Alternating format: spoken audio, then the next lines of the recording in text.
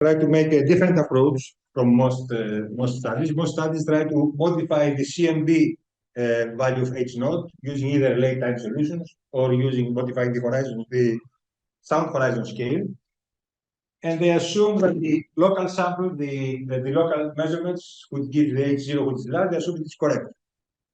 I'll take a different approach and try to assume that the problem is in the local measurements, not because of systematics, as most people assume when as most people would say if this would be correct, but because of new physics hidden within these measurements, mostly the measurements of SH0ES, which can be detectable by a new kind of analysis of the sample, and which actually searches for these signals.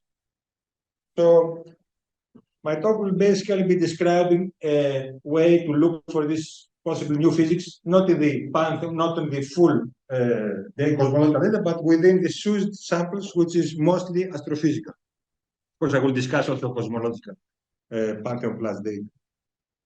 Now, let me just briefly review the Hubble tension. You've all seen this plot. Of course, we have this group of measurements, which give an H0 close to 67. And then we have another group of measurements, which are basically led by this measurement of SH0ES, which provide the different measurements at about 74. This is a 5 sigma tension. Now, these are all the different probes for H0. And up to this point, these are the early time probes, and these are all the late time probes. So one would say if all these late time probes agree with each other and if they are independent, because they are more or less depending on the sound horizon. So the argument of most people is if all these independent things agree with each other, then the local thing is correct. So let's try to change these guys here, which are more or less correlated with the same assumptions, sound horizon and H of 0 Laplace idea. Try to change these assumptions, and because all these guys must be, since they are not correlated, they must be correct. Now, to this argument, there are two counter arguments. The first one is that these guys here are not uncorrelated. Most of them are connected and are calibrated using local physics, either SH0ES, TRGB, or others, or other local physics. Also, most of them are assuming that local gravity is the same as far away gravity. And also, some of them, like this, for example, and partly this also, seem to favor, if I would be bars, the early time solution. What are the common characteristics of these two? And why would they actually, so far at least, seem to agree with the early time solution? Is there some feature? Maybe these two making, could it be because these two are more independent and less assuming gravity similarity close to large scales compared to the others? So here you see also this plot. This is gamma ray attenuation. You see has bigger robust, but clearly agrees with the early time measurements. And also the cosmic chronometers, at least these data I have here, more or less are bigger robust, but seem to be intermediate and perhaps closer to the early time measurements. The rest of those, one can, if one can look at them, either assume gravity is the same close by and far away, or they actually are calibrated using SH0ES, so they are correlated with those. So the question is then, what could possibly be that what assumptions are actually hit? How can one group these measurements depending on the agreement or not with early times? Is it the cosmic time that distinguishes them, or it's the assumption of fixed low Z, high Z gravitational physics? So I'll follow the second approach. This is from a recent review, where we actually discussed all intentions of lambda CDM and in a global and unified manner.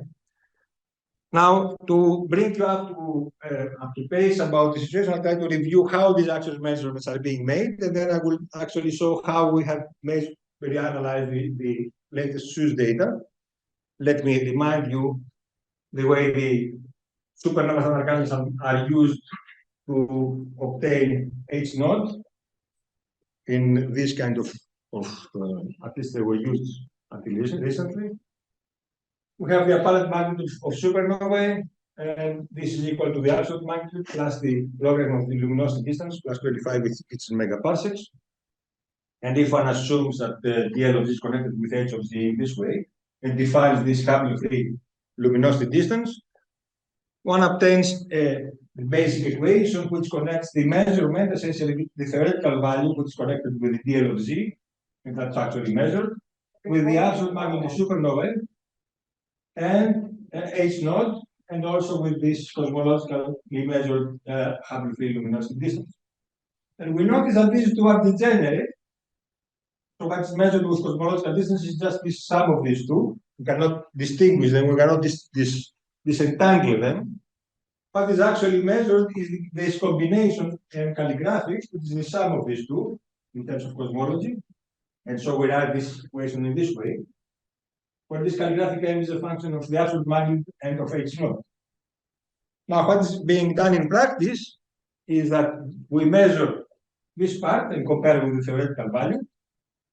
Then astrophysics or local measurements measure this absolute magnitude using SH0ES, some calibrators, independently. This breaks the degeneracy with H0. And then we use this relation to actually obtain H0 by fitting and using this DL of Z is fit with some cosmographic expansion for the SH0ES data. And then we go up to redshift of about 0.02, where up to 0.02 and 0.1. And they measure in this range for the Hubble flow is correct.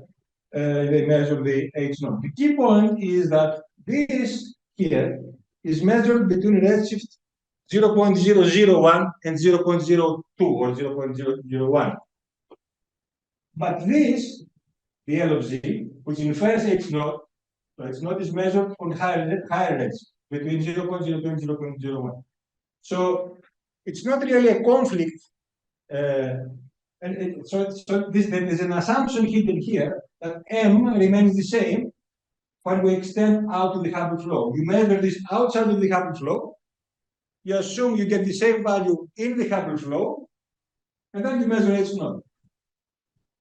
So this H0 depends on this assumption. Is M the same outside of the Hubble flow and inside the Hubble flow? It's a question, but the measurements, if it was changing, the measurement will have no problem. So it's an assumption hidden here. Now, so the degeneracy between M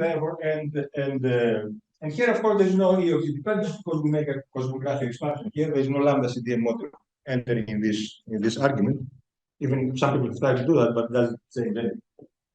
Now, if you want to go beyond the H0, you can go and parameterize, you can go and find cosmological parameters by going between 0.02 and 2, redshift 2.5.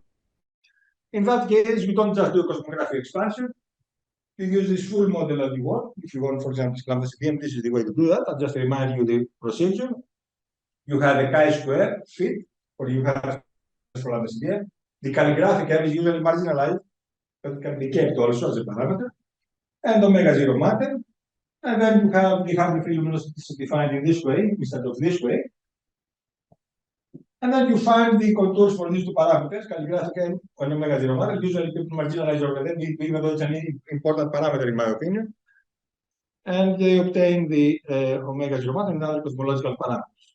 Now, the other part of the problem, which is the CMB measurements, is being done as follows. One uses a standard ruler instead of standard candle. This sound horizon recombination.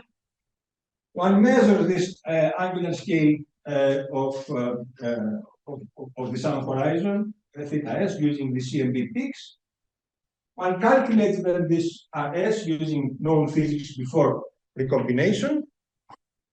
And assuming also measures this D of A using the CMB peaks in the context of a particular model, of course, this is the angular diameter distance.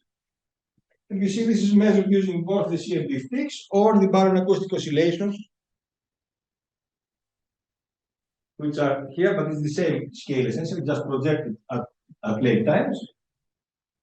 One then actually measures this, calculates this RS using this well-known relation. H of A is measured assuming that you have specific physics before the combination. This you have raw baryon, photons, and CDM. Can be calculated using both this raw baryon can be calculated using this CMB peaks. Same for raw CDM. Under the standard assumptions, we have this relation which connects this calculated with this essentially measured with the CMB. This is also measured. And we obtain this value for RS using the plug and BBN data. These agree very well with each other. And one can set actually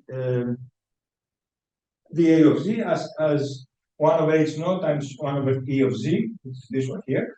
This is the Hubble free expansion array.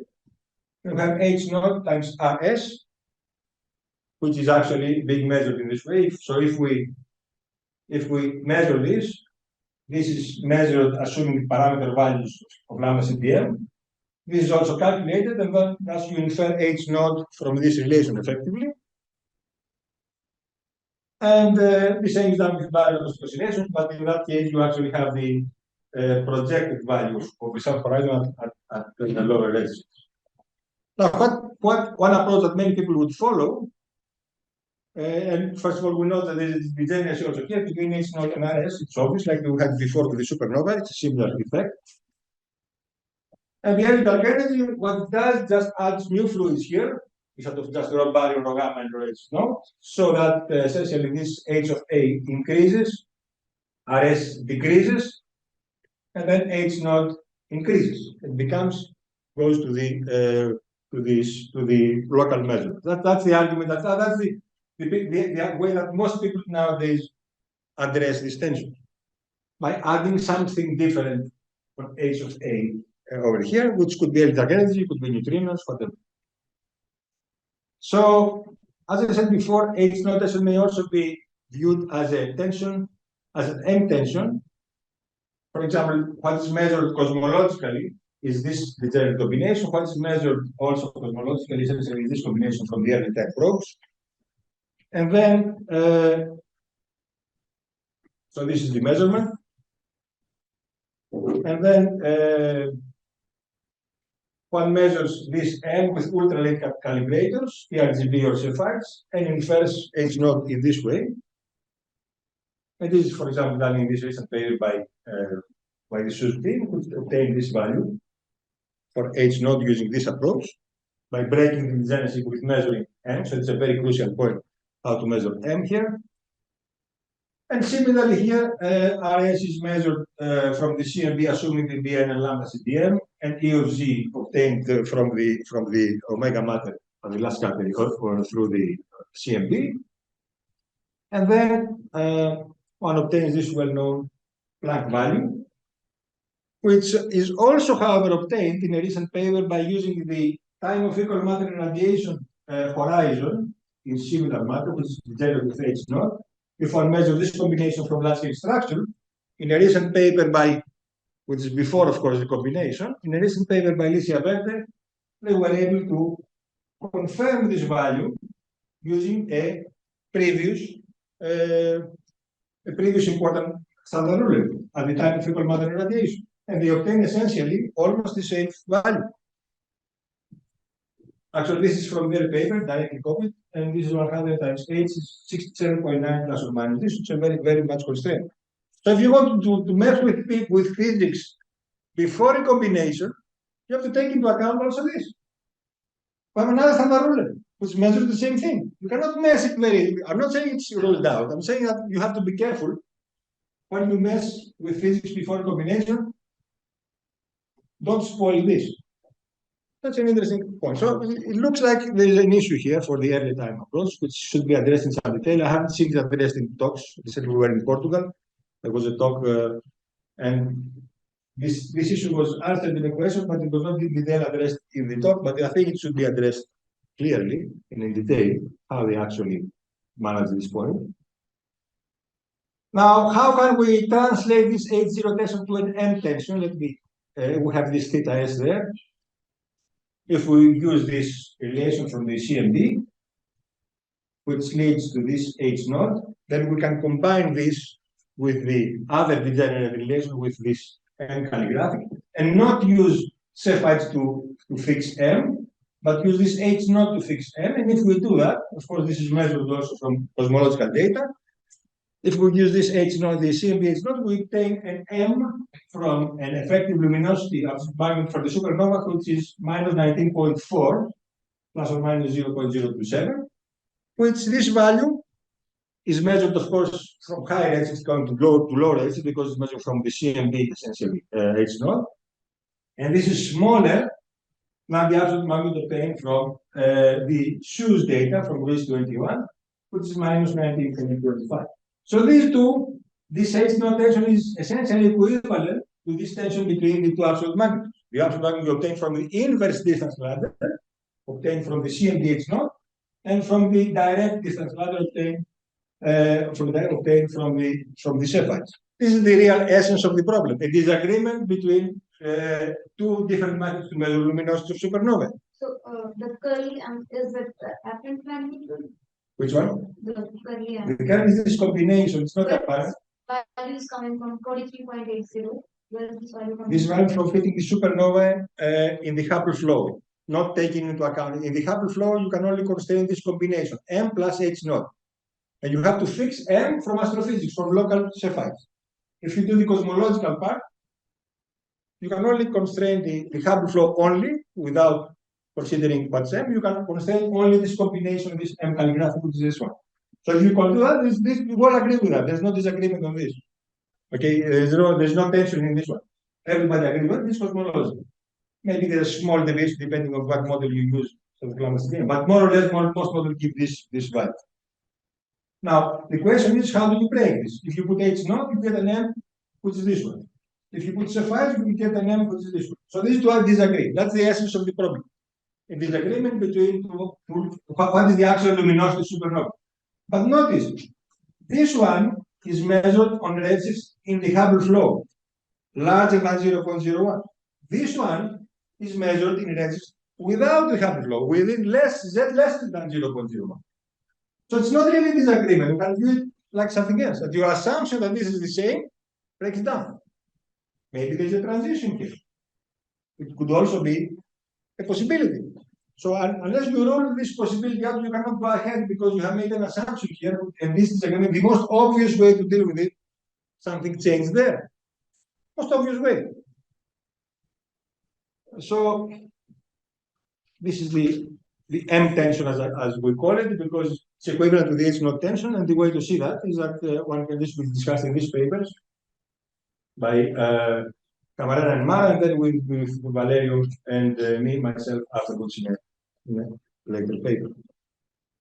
How is this translated to H0 tension? We start with the H0, and we put in this, we put this measurement from the Hubble flow, we put this local measurement from Cephites in this definition of calligraphic M, and then we obtain the H1 measurement for H0, which is in disagreement with the Planck 18 measurement, and that's actually the usual thing that you see, but behind that, this is what is hidden. So this is how things are being done, and this is the H0 tension. The important thing is to note that M depends on the gravitational constant, on G effective.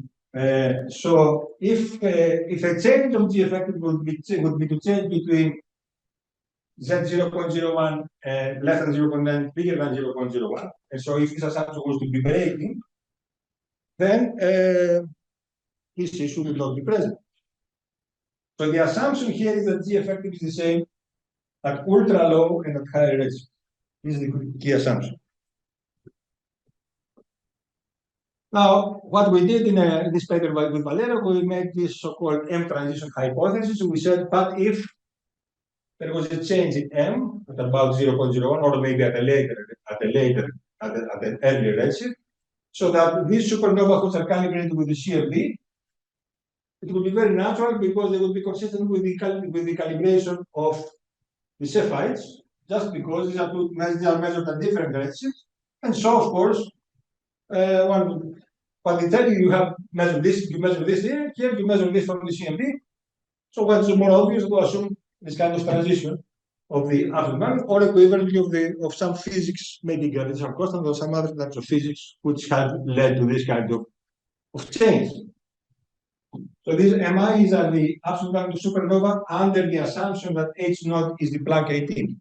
So this is what you see here. Of course, this would all go up if you put the assumption here that H0 is the SH0ES favored value, which is the SH0ES measurement here. Now, so a fundamental physics transition would induce a transition of M of absolute magnitude or minority at Z less than 0.01. This would resolve immediately the M tension and the Hubble tension because they are connected. And as I will argue, it has the potential to also resolve the growth tension if it's connected with a decreased with weaker gravity at high regime. Now these are discussed in these papers. Now based on that, let me now review briefly the approaches to solve this problem. So this is the problem. Here you see h of z over 1 plus z.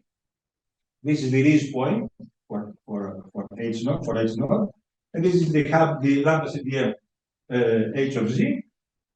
And of course, this is obtained by assuming that the sound horizon has the standard value. As you have seen this in Planck 18 paper. So how can you make this? How can you make this point agree with this curve? This is the basic idea. There are three ways to do that. The first way is, as I said, change intrinsic luminosity of supernovae. So this would lower it. Change either due to systematics or due to this physics transition that I mentioned before. That's one approach that we have been following. The other standard approach, which we have followed also in the past, people are following, is just changing sound horizon scale using various mechanisms. For example, one mechanism would be to induce, as I said earlier, dark energy, in which case you just shift this whole curve as it is upwards, along with these barren points, and along with these points, everything is shifted up if we change the sound horizon scale. Now, the third approach, which we have used also in the past and people are using, is to deform h of z in such a way between the time of recombination and today, so that it matches this point, and also it's done very carefully to somehow address this point. But there are more points, but these are not only these 3 points, there are lots of barren acoustic oscillations, but it's just an indicative plot. Okay, there are many decades of points here, supernovae and barren acoustic oscillations, which should be fitted with this deformation. That's a big problem because this shape is very much constrained. You have to be very careful as Osgood, for example, which made a transition here, and then he started putting it down here, and then made a transition, and then somehow managed to follow through these points. But it's not very easy. You have to manipulate things very carefully if you want to make this work. So next is how would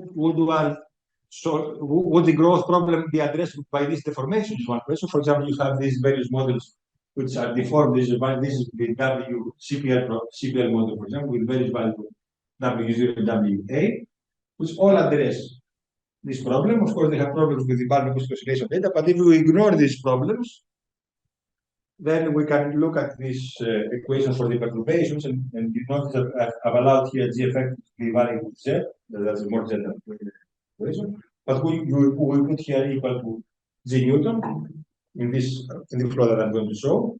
And but just to notice that it's important how Z changes. So the way that I've written here is it expresses the G effective dependence. This is the standard tension, sigma tension using the redshift phase distortion. You see that there is somehow a 2 sigma about tension with the lambda CDM. But if you put the deformed case, h of z, in this lesson, and you evaluate the sigma the redshift distortion data, you see that this tension is actually getting worse. For all these parameters, for all these deformations which attempt to solve the standard model. So in general, I'm not saying for all, but at least for those that we have checked, it looks like there is a problem gets worse, at least for the growth tension. However, if you consider the gravitational transition, in the context of, let's assume that the luminosity of the supernova goes like G effective to some power B. And if B is determined by using the assumption that L is proportional to the Chandrasekhar mass of supernova, which will give you a B equal to -3/2, this would lead to a smaller gravitational constant in the past. And we need a delta M equal to about 0.2 to resolve this, to make this change from here to here. And this would imply that delta G effective change of about 10% would be required to change delta M by 0.2, so bring it from here to here. That's a rough model, of course. I'm not saying that this is a very crude assumption, assuming that M is proportional to Chandrasekhar. This is a simple experiment. There are other studies which have different power laws. Rutschka probably will tell you they have made some discussion on how exactly L depends on G and how would one want to implement this in the context of such an analysis. Now here you see the tension, the standard tension, but if you actually put this kind of change of G effective at about redshift 0.01 in the redshift 7, you see it brings the tension actually disappears, but if you actually do the deformation, the tension increases. So the growth tension has to gain with a possibly weaker gravity at times before 0.01. I have a question. Yeah. Would such a change in G effective affect stellar evolution? It would, yes, indeed. Yeah, well, it would affect, but so the question is to look at stellar evolution, like for example, look at the Tulip-Fisher relation and see the kinds of factors to see if there is a signature of this in stellar evolution. We haven't been able to find some inconsistency in this because the values of the gravitational constant have been imposed by various ways. So people have constrained the derivative of Z with great accuracy, but the change of Z is only constrained to about 5 to 10%. So even with stellar evolution, you don't have a violation of this 5 to 10% change. At least we haven't found any study which would constrain G, the delta G, not the derivative of G, to be bigger, to be smaller than about 5 to 10%. So, so this is the paper where we discuss this issue. Now the next thing is, okay, if it's hidden there, do the SH0ES data shows us something? It should be something, unless it happens exactly at 0.01, it should be something in the SH0ES data. Did anybody analyze the SH0ES data in a different manner to put new degrees of freedom? Nobody. It's very strange because everybody analyzes cosmological models of the Pantheon data, but when it comes to SH0ES data, which is a very crucial and important point, essentially very few papers are there, maybe 2 or 3 papers. But the problem is actually, we think, maybe not, but one possibility for the problem is the SH0ES data. So why not focus and analyze them more carefully with new degrees of freedom and see what happens? You get different models? Let's see how this is actually being done. It's a complicated analysis. In fact, it's very difficult to, it's somewhat difficult to disentangle exactly what's happening in the paper. But we tried hard with my students for the Scalar and try to disentangle everything that's happening in this latest. So that we have written a paper which explains this is the original paper by Rees. I will mention our paper afterwards. I'll just show how they actually do it. They have 3,492 equations to fit 47 unknown parameters, which are many of them include the distances to Cepheid hosts and supernova hosts, and also calibration parameters. This is how they calibrate the Cepheids. This is the I denotes the I host, and J is the J Cepheid within the I host. Mu I is the distance modulus to the I host, and these MWH, BW, and ZW are 3 calibration parameters. This is the period of the Cepheid, this is the metallicity of the Cepheid. So they measure this, and then they fit all these MI with these 3 parameters with all the data of the periods and the luminosity. But then they also couple this equation in the same way, in the same manner, with the corresponding equations for this calibration of the supernova. This is the measured apparent magnitude of the supernova, in the ith host. And this is the distance modulus of this to obtain from these fights. Actually, is the same mu I here. And this is a parameter which is important for the calibration of the supernova. This is the absolute magnitude of the supernova, which is also fitted with this analysis simultaneously with the other parameters. And then they have a set of supernovas which is in the Hubble flow, where they connect this measured apparent magnitude with the Hubble field luminosity distance, and MB essentially is the same as this MB. And then they derive also, it's not this is one of the 47 parameters. So log H naught is one of the 47 parameters. We have MB and R parameter. And so it's a system with, it's a complicated system, 3,492 equations to solve with 47 unknown parameters. If you see that, you see this is crazy. How can anyone do that? I mean, you have lots of people, that's why people are not really working very much on that, because it looks like a crazy situation. If you try to do a chi-square with 47 parameters, it's most likely you will end up in a wrong minimum, almost 100%. So how come you actually deal with 47 parameters in this future? There's a simple way to do that. It's analytical. You can do it in 5 seconds with your computer, with laptop, because you can do it analytically, because it's a linear system with respect to the parameters. I'm sorry about it. So these are the parameters that they fit. In fact, this parameter is completely useless. We don't know why they have put it. They set it to 0. I'm not sure why it's here.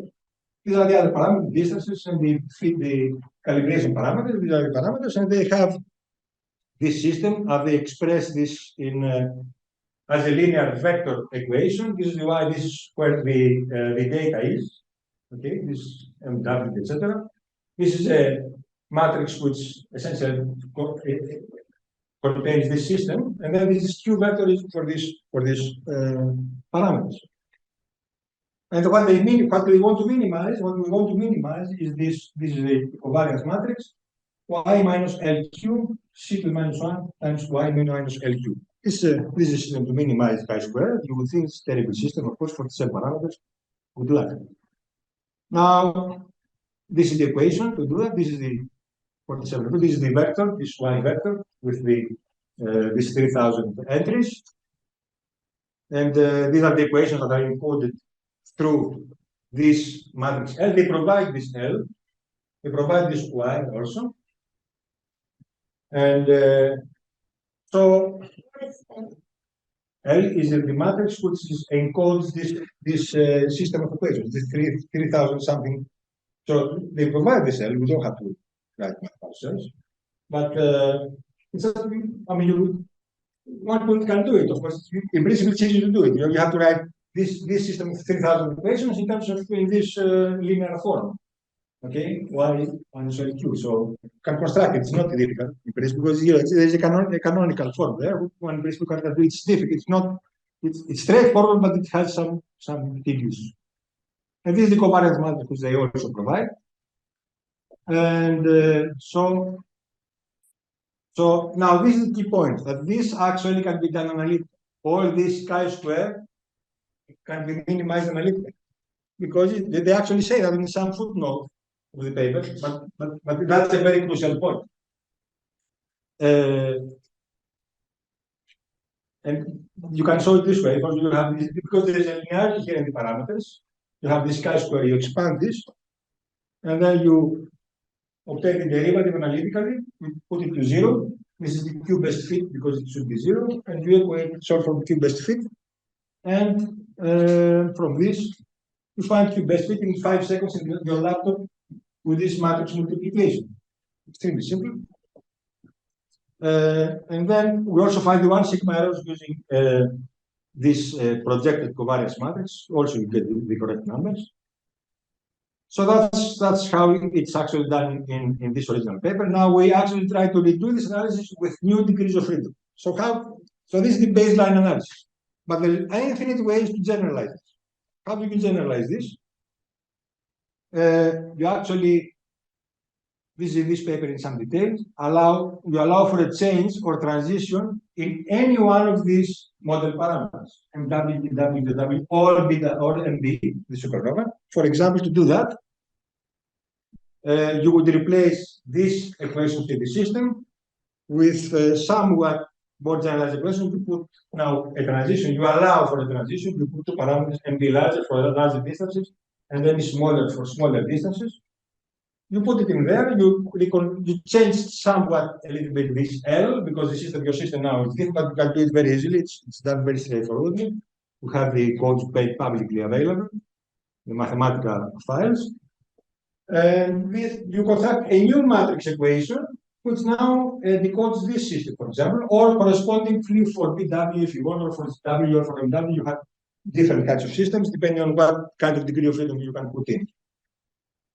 And you do that, that's what you get for this model. Now, this is the critical distance where we put the change. We have tried various critical distances that you see here, depending on the data. And these are the best fit parameters. This is MB smaller, and the other is MB larger. And you see they are more or less consistent within about 1 sigma, but they are not the same always. For example, if you put your D critical to about 50 megaparsecs, you see that you have a different value for MB larger, even though with bigger ones, because there are very few points, only 2 hosts beyond 50, but it clearly wants to drop down. And automatically, since MB larger has dropped down, and by construction of the model, all distances bigger than 50 are obtained for H0. H0 also drops, and it happens to drop exactly at the CMB value. We invited this exact change to, okay, this is a bit bigger, but why would it be exactly on the this value of 67 that would correspond to the CMB? So that's an issue to try to understand better. And we did the same with the other parameters. Here, for MB, that H doesn't change, but of course, we can see something happen at 50 megaparsec, and also about 20 megaparsec, something seems to be happening. You see here, there's a different value, slightly different within 1 sigma. And also, if you do the same with MW, the magnitude of the SH0ES, you also see similar thing, but H0 doesn't change in this case. So this is so how do the distances change? This MI, we have 2 ways to derive the mu I, the distance moduli to this SH0ES cost. One is using this model, which allows for a transition, and the other, which does not allow for transition, sorry, the standard way. And the other is our approach, which allows for transition at 50 megaparsec. For example, we can do it for other cases, but I'm just showing here the 50 megaparsec case as an example. And here it goes we get. So this is the same diagram I had before with the new kind of analysis. If you do the old analysis baseline by SH0ES, you get the absolute magnitudes of all hosts are these. They are consistent with the standard. There's no change here. If you allow for a change at 50 megaparsec, these 2 last points, which are okay, they are have bigger values, of course, but they drop by themselves and they go very close to the value of the CMB of the inverse disadvantage. The error bars, of course, are big. Agree. I mean, we haven't really proved anything really, but who invited them to drop there? They just do it by themselves spontaneously. There's no information about the CMB in these 2 points. So we think that this deserves to be looked carefully. Okay, thank you. To look at least at these 2 hosts to see what's really happening there, to make the error bar smaller. Now, this is not seen in Pantheon Plus, of course. I mean, if you ask Adam Rees, he would respond to us in some seminar. He told me, "Do you see any change here?" Told me their own data. Of course, I don't see any change because you didn't put this degree of freedom. You don't see it there. That's the argument that this should be answered. So now anyway, I have a possible theoretical model which could possibly explain this as a transition. I will go fast now because I don't have much time. One can possibly, there are lots of possibilities. Okay, we just saw a phenomenological change of M possibly. Okay, how could you do it? You could do it through a scalar tensor theory phase transition. Maybe we could be in some true vacuum bubble and at redshift higher than a particular redshift, maybe the rest of the universe is in a false vacuum bubble. Anyway, we have tried to make a phenomenology here. We'll find you can actually obtain a 20 megaparsec to 40 megaparsec bubble of this manner. I'm not going to spend more time on this. Now, okay, then I had the second part of the talk, which I probably will not discuss.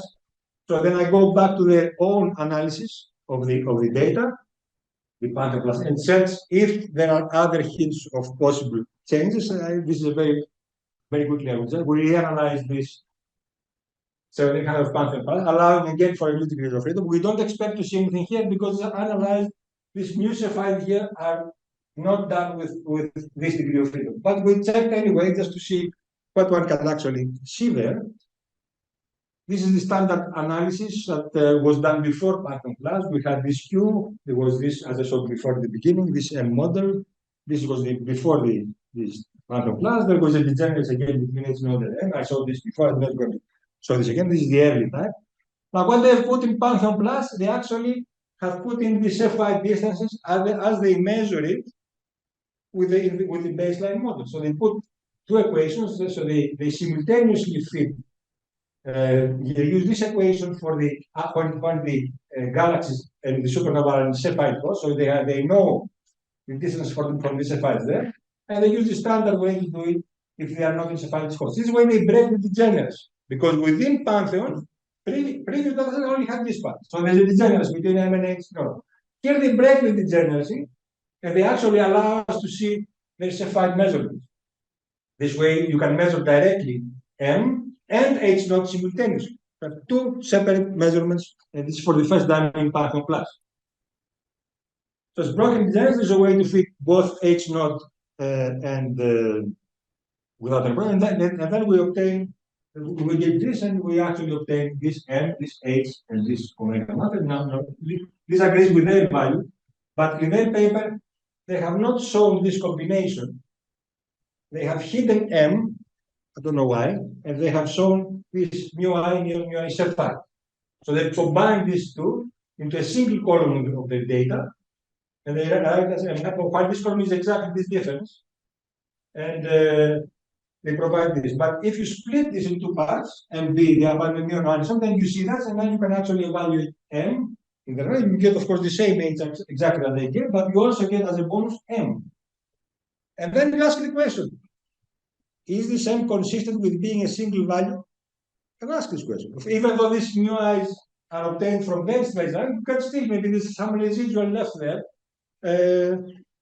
You don't expect to see what we saw before, but it's good to look anyway. So we made a change in the analysis. We said, let's pick a D critical, and let's allow this M to change at M less than D critical and M larger than D critical. Let's allow it to change and see if there's any D critical where this actually gives an interesting result. So we use this likelihood. We break each one of the two cases into other cases. Mu less than mu Cepheid for mu less than mu critical, D less than D critical, effectively because they're connected. And this other. So then we have one more parameter. We have, instead of having a single M, we have two M's. And you say, what do we expect to see? We expect to see that these two M are consistent with each other, more or less the same, and you get about the same chi-square. That's what you expect. I mean, they declare with a single M, so it should be consistent. These two. But then we ask the question, what is the quality of fit with this new likelihood? And are the two best fit parameters consistent with each other and with the best fit M of this other likelihood? So we expect to see overlapping contours, etc., because we use their own mu I. We didn't put our mu I, which have the new, we use exactly that. And suddenly we see this. This is the M total, if we use a single M, and these are the two M's if we use this new degree of freedom. Delta chi-square minus 19. And tension, 3 sigma tension between the two. We were surprised extremely. We wouldn't expect this to find this thing. Why this happens? So we were discussing with them to see what's really happening here. And a big part of this turns out to be an uncorrected systematic in the data. There's something called, I'll show it here. These are the values of the parameters that we get, basic parameters with this new modeling. There's something called volumetric redshift bias. it's a known, they knew about that, but they haven't put it in the data. They haven't collected the data based on this systematic. It's a known but uncorrected systematic in the Pantheon plus data. And what is the origin of this? Let me show actually the origin of this. Imagine you are in very small, in small redshifts where you have lots of peculiar velocities, which more or less tend to be comparable with the Hubble flow or the even domination. And imagine a shell of galaxies at distance d, another shell at a distance d larger, another shell at a distance d smaller, so a fifth shell. Now there will be peculiar velocities here. Some of them will be in this direction, so this will be projected to the inner shell, and some other peculiar velocities will be in the outer direction, so it will be projected to the higher distance shell. So it's natural to have some errors there. This will be projected upwards, this downwards. So, but the key point is what? These guys are more because of volume. The surface of this external shell is bigger. So you get more galaxies with redshifts in this direction, with velocities in this direction, which get projected to the intermediate D. So eventually, the trend is to have a systematic which decreases artificially the distance. This is correctable. They haven't corrected in the data, unfortunately. It appears there. And that's what we actually hit on. So I explained this here, this thing I just, so there are more galaxies in the outer shell than in the inner shell due to larger volume of the outer shell. And so what we get when you compare the measured distance with the model lambda CDM, for example, Z, we find that in fact due to this effect, this turns out to be bigger because this D is actually smaller than this systematic. So if you put this equal to 0, wrong. To put this equal to 0, this is actually bigger because of this effect, which is uncorrected. And so they even have it in their plot. You see this. You see this mu minus mu model points are all shifted upwards because of this effect. But even though they have a dashed line, which means that it's correctable, they have provided the magnitude with respect to this line. So this remains here uncorrected. And part of the effect we see, not all of it, is due to this fact. So anyway, you can easily see that this goes to, this implies this change. I'm not going to go through that because I don't have any time.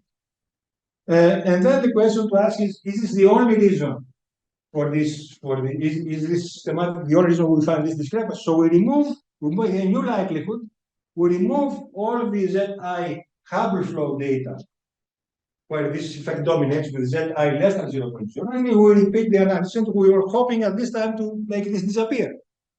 So we do that, we see this thing. The effect is still there, but much more reduced, of course. It's about between n and 2 sigma. So there is some residual existing in 20 megaparsecs. If you remember in the previous plot that I showed, there was something at 20 megaparsecs, also in addition to the 50 megaparsecs, which perhaps this is what we see. And this is what they have published in paper. This is what they actually, that's our plot, but that's according to their data, the Pantheon class data, for the absolute magnitude of supernova was obtained from this F5 distance modeling. And you see that even with this analysis, all the distance moduli which are below 20 megaparsecs are below the best fit line, minus 19.253. So there is also seem to be happening here something. Now, we don't have time to say anything more because time is up. So I will skip all these things. We have done some Monte Carlo. See, this is about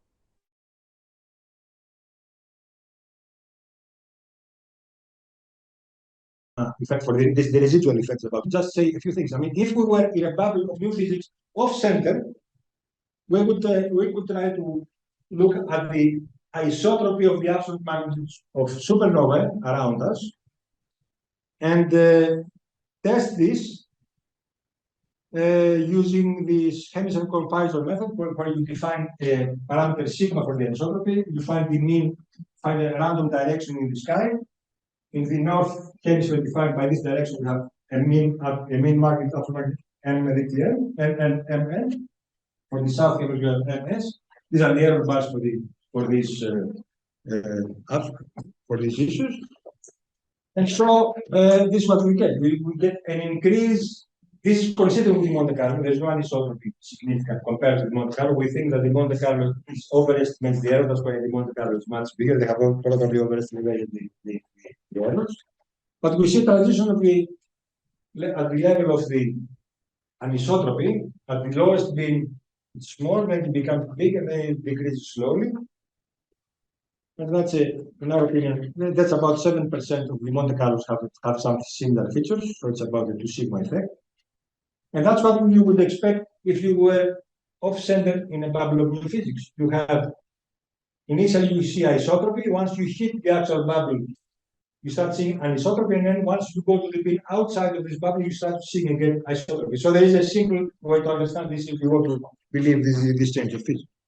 So okay, that's all I had to say. These are the main points. Thank you for your attention, and I'm sorry I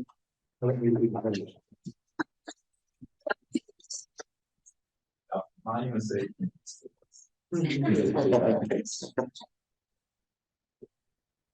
Thanks for the talk.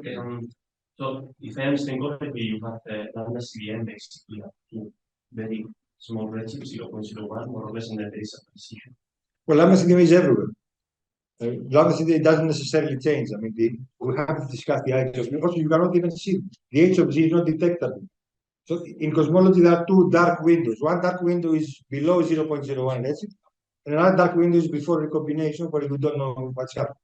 Most people put the new physics before recombination, but it's a dark, so you can do anything you want there. Well, almost dark, because I saw this equality horizon.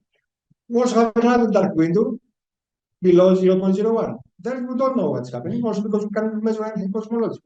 I guess that the change that you induce in the angular diameter distance to the last surface is super small due to this. Yeah, exactly. Yeah, this doesn't affect it because it's not even measurable. I mean, even if you had some change, you cannot measure this because it's outside of the Hubble flow. You cannot measure this. So you can only deal with the astrophysics. With these effects, which we did, and we try to see this effect. So I don't really understand the volumetric bias, Mhm. because what I feel is if there's more volume, there are just more number of data points. And also, like, the relationship of H0 is with the luminosity distance and not luminosity, like, volume. So, Well, but you see, imagine that all redshifts were changed in such a way redshifts will become smaller artificially from many supernovas and larger from less supernovas. So you have that the redshifts are incorrect and they are shifted. More supernovas shift their redshift towards lower values and therefore to lower the distance. Because according to Hubble's law, if you have lower redshift, you have lower distance according to the model. but So all of them are redshifted. yeah, all the higher, all of them are, well, not all. There is a random. There are random velocities. Some are redshift up, some down. Let's say half of them redshift upwards, half of them redshift downwards, like closer to us. And same for the inner shell. So half of them out, some half of them in. The half of the outer shell are more than the half of the inner shell.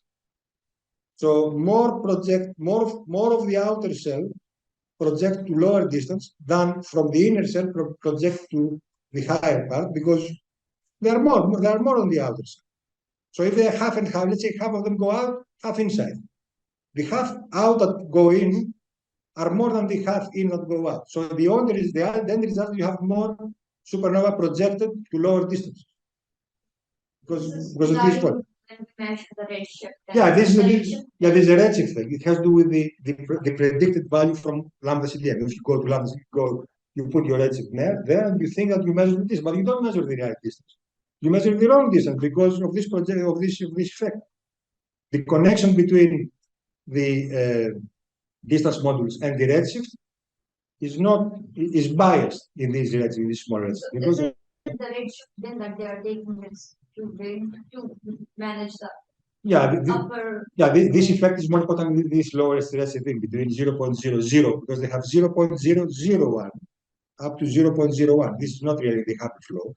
Okay? So, but still, they try to project. I should say that the cosmological parameters are not affected by this effect. So they could in general, but the only thing is we tried and they tried. The cosmological parameters are not affected because it's a very low. They have put huge error bars over there. It's also a low redshift, so we didn't find any detectable change. In principle, there may be some parameterizations for this effect may be important. So it's an interesting extension of our analysis to look very parameterization, and especially disaggregation by cosmographic expansion, and see if you get different cosmological parameters if you allow this likelihood that we use, the two. But definitely it's a much better fit with the data, and it's also inconsistent, so it's clear. But we think that a big part of it is due to this volumetric effect. It's not all of them, it's physics. If it was physics, we would do. Anyway, other questions? So my question is on the bit philosophical, but if we have this transition, there is no redshift, would this means that we live exactly in the period where this tension exists, basically, right? It's like a why now, right? Well, I mean, it's a bit fine-tuning. I agree. I'm not. Problem, you know what I mean? First of all these solutions have some fine-tuning, even the early have some fine-tuning. Now, obviously there's a fine-tuning here too.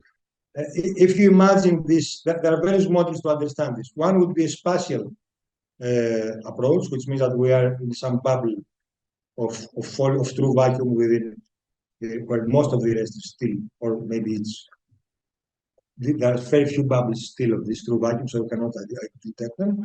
Or it may be a time effect, in which case you see that globally at some particular time there has been a transition overall. Now, both of them have issues of fine-tuning. I agree.